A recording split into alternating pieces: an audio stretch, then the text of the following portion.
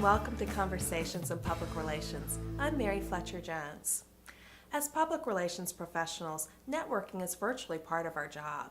And today I've asked someone to visit with us on the show who's in charge of one of the most exciting networking groups in the DC area.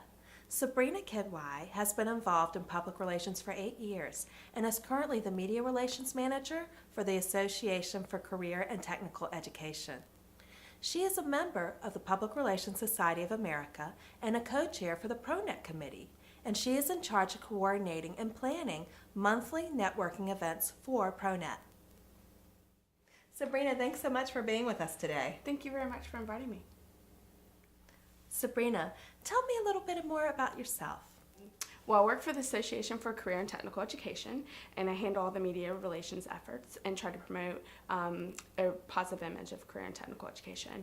On a personal note, I am a big sports fan. I love football, basketball, and baseball, and I love to travel, and I'm a Starbucks fanatic. What do you like most about your work?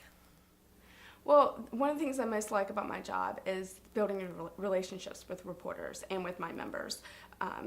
Having that key relationship with reporters will help me get better stories about ACTE and about career and technical education.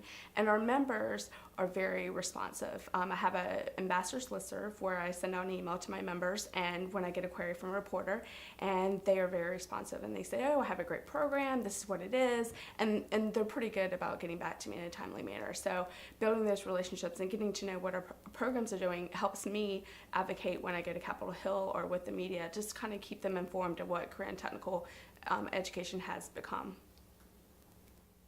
Sabrina, you're involved with the Public Relations Society of America and PROnet. Tell us more about that. Well, PROnet is a committee on PRSA, Public Relations Society of America, and we focus on engaging young PR professionals and developing their skills, networking skills, and also their technical skills, writing, and one of the things that we do on a monthly basis is have a networking happy hour.